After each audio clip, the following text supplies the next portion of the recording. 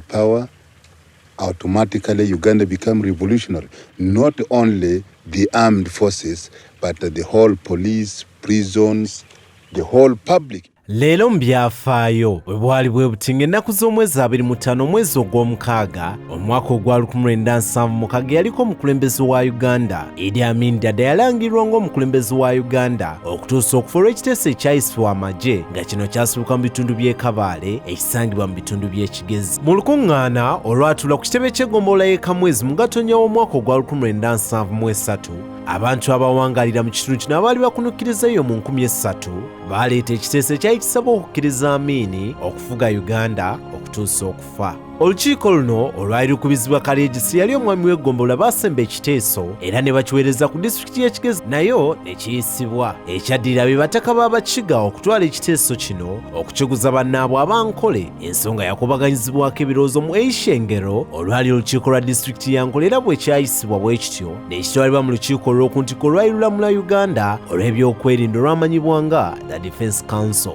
Kanso eno bwe yatuula bwetyo n'erangirira Amin ng'omukulembeze wa Uganda okutuusa okufa mu mwaka gwa 1976. Idi Amin Dada yazaalibwa mu mwaka gwa 1925 mu bitundu by'amambuka ga Uganda ng'ono kitaawe yali Mukakwa ate nga nnyina Mulugwala. Wabula bano tebaawangala mu bufumbo era baayawukana mangu. Mu mwaka gwa 1976 ng'ono yakabugumizibwako kitono mu by'okusoma, Amin yeegatta ku magye g'abafuzi b'amatwale Abangereza ag'obudde obwo agamanyibwa nga King's African Rifle era olw'obukozi bwe yakola mangu ddala yakuzibwa mu madaala. Yalwana mu ntalo ez'enjawulo okugeza olw'okufufuggaza abaali abayeekera Somalia abamanyibwa nga Shifta mu 1949 mu lutalo olwa Mau Mau mu Kenya mu mwaka gwa 1952 okutuuka mu 1956 ng'era mu mwaka gwa 1959 Amin yaweebwa eddaala erya FND eryali lisingayo obusukkulumu omuddugavu lye yali asobola okufuna magye ga King's African Rifle. Mu February w'omwaka gwa 1966 Amin Obote baavunaanibwa okwetaba mu bubbi bwa zaabu okuva e Congo era ekyaddirirayo Obote okubeera ssemateeka bw'atyo ne yeerangirira ng'omukulembeze wa Uganda ow'oku ntikko.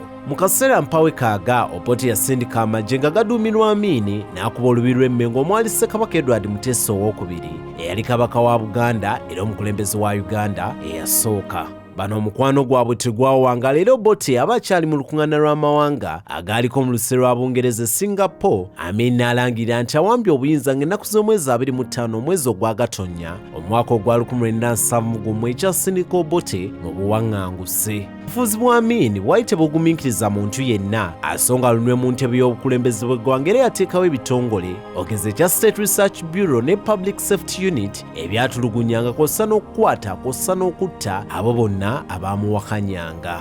Mu mwaka gwa 1972 yavaayo n'alangirira nga bw'agobya Abayindi abaali wakati w'emitwalo 5 n'omusanvu okudda ku butaka ewaabwe nga kino tekyaleka byanfuna bya Uganda kye kimu. Still not yet independent. Uganda will be independent after this, my decision, after I want to see that the whole Kampala street is not full of Indians.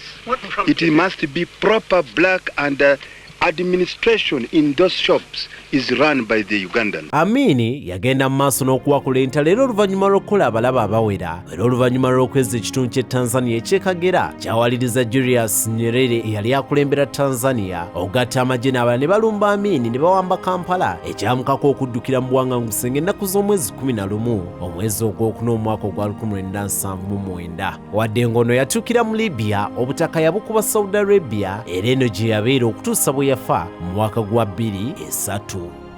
Leero mu byafaayo Idi Amin alangirwa ng'omukulembeze wa Uganda okutuusa okufa.